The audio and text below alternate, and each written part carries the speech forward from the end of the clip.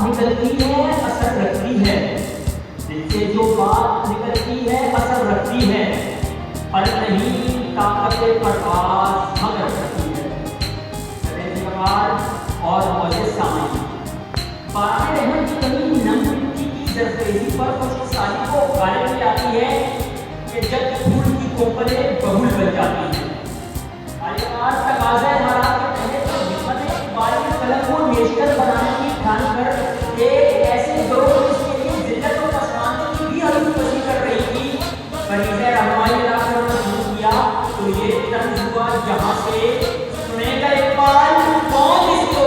یہ انجمن ہی بدل گئی ہے، نئے زمانے میں آپ ہم کو پرانی باتیں سنا رہے ہیں۔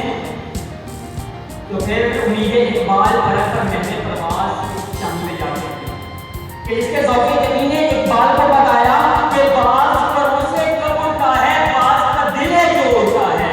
اور پھر وہ ذوق یقین توحید کا کہ جس سے پھر ساتھ تھم گئی سماعتوں پر قصو تاری ہوا، درد کو الفاظ نے سمویا تو اقبال کی خاموشی ٹوٹی اور جو اذیت سے ملت کی جان چھوٹی۔ علیٰ کئی انقلاب آ کر صحرائے زمانہ میں گم ہو گئے، ابھرتے فلسفے نہا خانہ تعلیم میں کھو گئے، سرفرازی نظام انسانیت کی دعوے داری نے بہت سے فرعونوں کو بھی ابھارا، انسانی کھوپڑیوں سے بنے میناروں کی شان و شوکت و چکر چوند نے بہت سے چنگیز اور حرام خان بھی نظر کیے، مگر جب سراغوں کی گرد بار نے انہیں غروب ہونے پر مجبور کیا تو وہ مناظر بہت ہی عبرتناک تھے، کیونکہ وہ منکر تھے اس یقین کے کہ جس کے باعث زمین سمندر ابراہیم کے لیے بیٹھے چھولے ٹھنڈے اور موسیٰ کے لیے فرعونیت نیل کے پانیوں میں غرق کر دی گئی۔ وہ یقین سعادت اسماعیل، صبر ایوب، حوصلہ یعقوب، دانائی داؤد اور یونس کے لیے باعث استقلال بھی بنا۔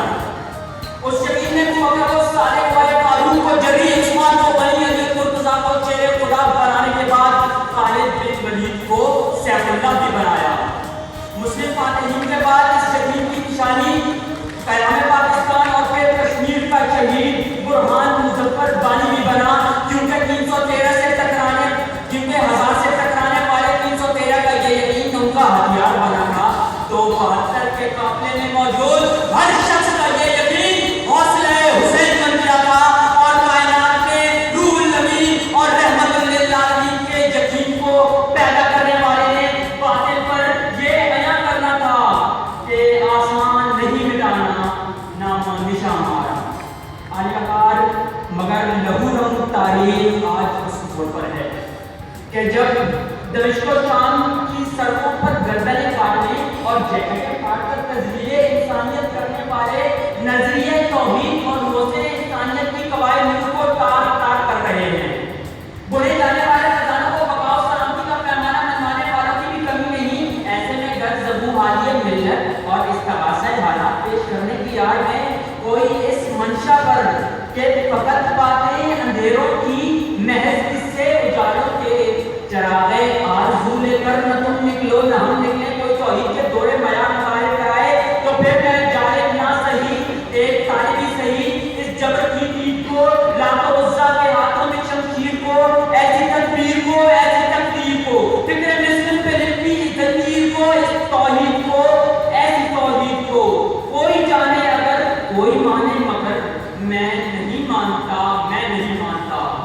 کیونکہ گفتار کے راضیوں کو کردار کے غازی بنانے کا وقت ہے، خوابوں کی دنیا کو لفاظی کے قسم سے نکالنے کا وقت ہے۔ میرا مقصد تحریر منظر تقریر اس حقیقت کی تصویر پیش کرنا تھا،